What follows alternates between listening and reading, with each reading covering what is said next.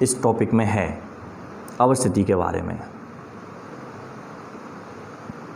भारत में जो है फिलहाल 28 राज्य हैं और 28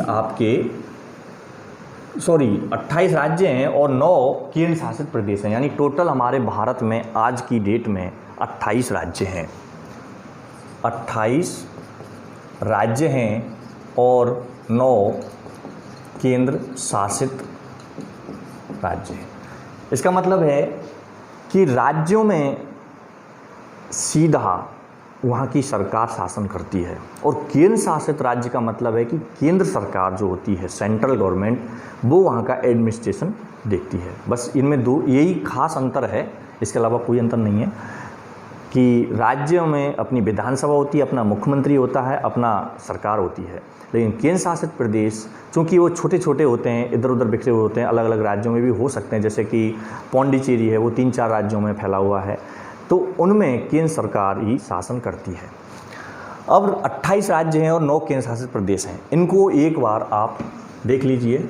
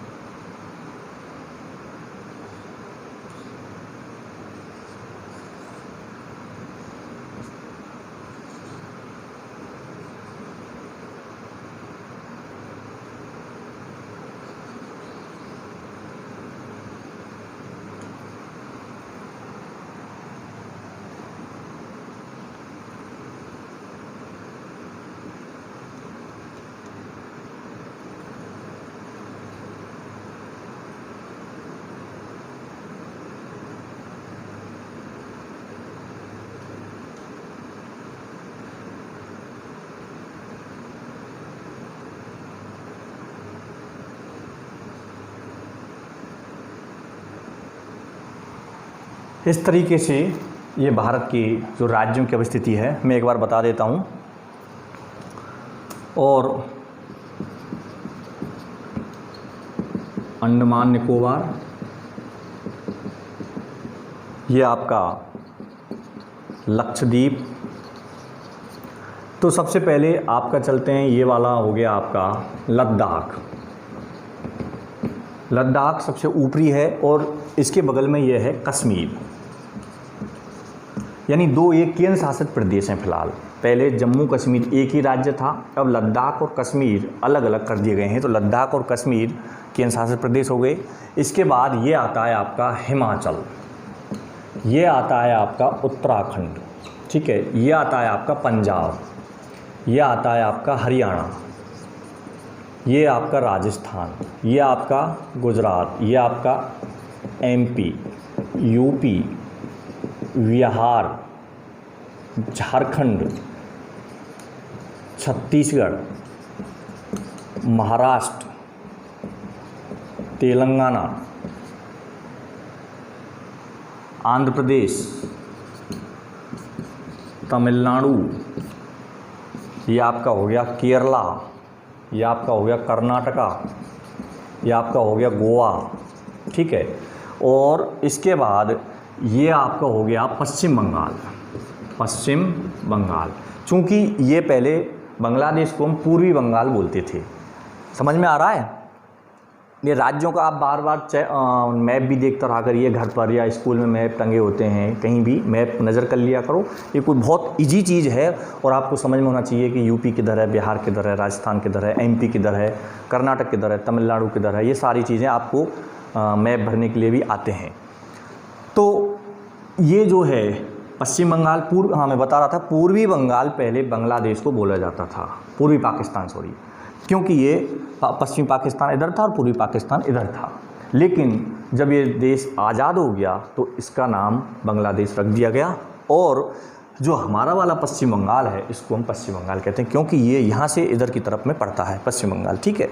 अब तो ये पश्चिम बंगाल हो गया। इसके बाद में ये हो गया आपका मेघालय, ये हो गया आपका आसाम, ये हो गया आपका अरुणाचल प्रदेश, ठीक है। ये हो गया आपका मिजोरम, मिजोरम के बाद में ये हो गया आपका ये त्रिपुरा, त्रिपुरा, और ये हो गया आपका मणिपुर, और ये हो गया आपका नागालैंड। बाद में मैं और भी बता दूंगा आपको नेक्स्ट टॉपिक में कि इन राज्यों के बारे में, लेकिन अभी आप मोटी सी जानकारी ले लीजिए कि इस तरीक़ा से हमारे 28 राज्य हैं और 28 राज्यों में देखो हिमाचल प्रदेश हो गया, पंजाब हो गया, हरियाणा हो गया, इधर आपका उत्तराखंड हो गया, इधर आपका राजस्थान हो गया, उसके बाद गुजरात हो गया आपका, इधर एमपी हो गया, इधर महाराष्ट्र हो गया, इधर गोवा हो गया छोटा सा, ये कर्नाटका हो गया, इधर नीचे केरला हो गया, इधर तमिलनाडु हो गया, फिर वापस आंध्र प्रदेश, इधर छोटा सा तेलंगाना हो गया, पिछले 2-3 साल पहले इसका निर्माण हुआ। इसके बाद ये बीच में छत्तीसगढ़ हो गया, ये आपके झारखंड हो गया, ये आपके उड़ीसा, इसको हम भूल गए थे, उड़ीसा हो गया, ठीक है, पूरी यहीं पर है। ये झारखंड, ये बिहार हो गया आपका, ये आपका पश्चिम बंगाल हो गया यहाँ से यहाँ तक। इसके बाद ये आपका सिक्किम हो गया, इसके बाद ये आपका मेघालय, ये आपका अरुणाचल प्रदेश ऊपरी वाला, जिस पर चीन बार बार अपना हिस्सा बताता रहता है, अरुणाचल प्रदेश के कुछ हिस्सों को, ऊपरी वालों को, यहाँ पर ये चीन की सीमा लगी हुई है। और ये आपका